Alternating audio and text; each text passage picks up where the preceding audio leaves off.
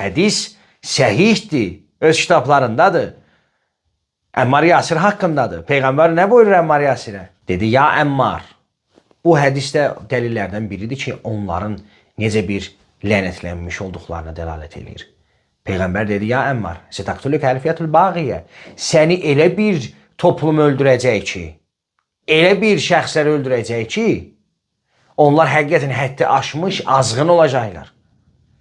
Səni öldürdükdə onlar daxil olacaqlar cəhənnəmə, amma sən daxil olasan cənnətə. Və səni öldürənlər cəhənnəm əhlidirlər.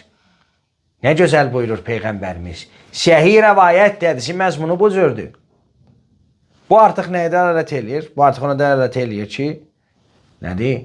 Bunlar lənətlənmişdilər. Atası da lənətlənib, özü də lənətlənib və bu mənşə lənətlənib. Necə ki, məktublarından Həzrət